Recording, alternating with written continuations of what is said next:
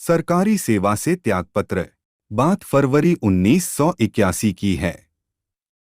मेरा चयन सरकारी बैंक में लिपिक सह खजांची पद के लिए BSRB banking service recruitment board ने प्रतिस्पर्धा में सफल और योग्य पाए जाने के उपरांत हुआ था।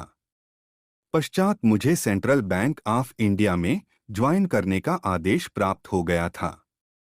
मैंने अपने पिताजी से कहा था, बाबा मैं तो केंद्रित शासन के विभाग P&T post and telegraph department में पोस्टल असिस्टेंट के पद पर कार्यरत हूं ही।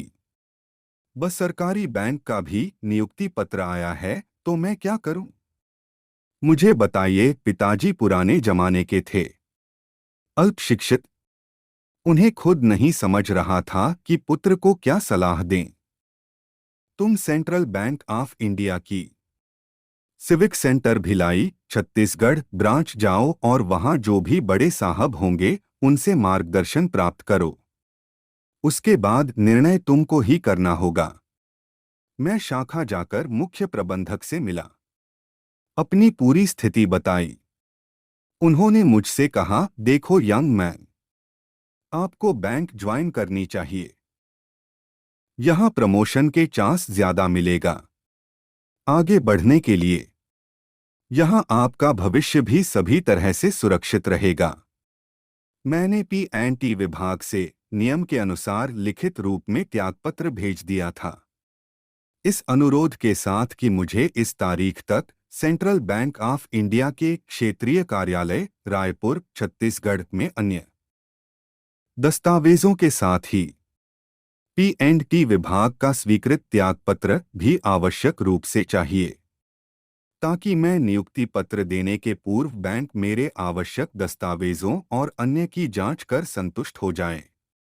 बैंक के रिपोर्टिंग की तिथि नजदीक आ रही थी और डाक विभाग ने मेरा त्यागपत्र स्वीकृत नहीं किया था।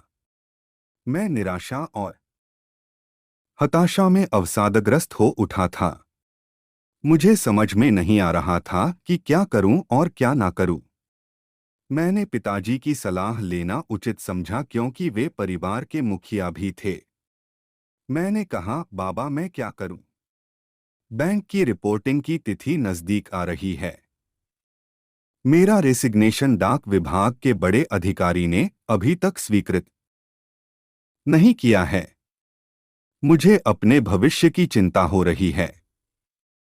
पिताजी ने मुझे दुखी देखकर वे द्रवित हो उठे।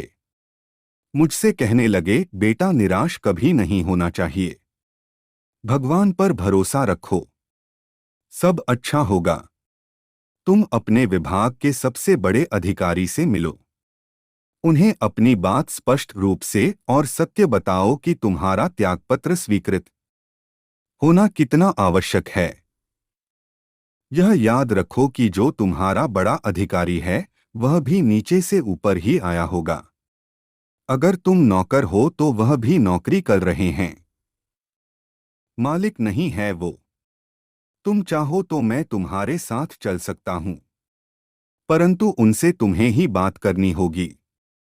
मैंने गहन विचार किया और पिताजी से कहा दिया कि कल मैं SSP साहब से मिलने जाऊंगा।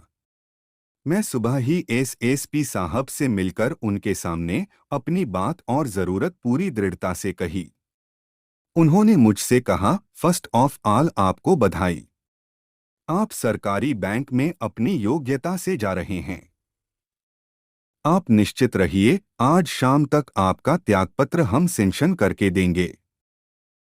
साहब से मिलने जाऊंगा।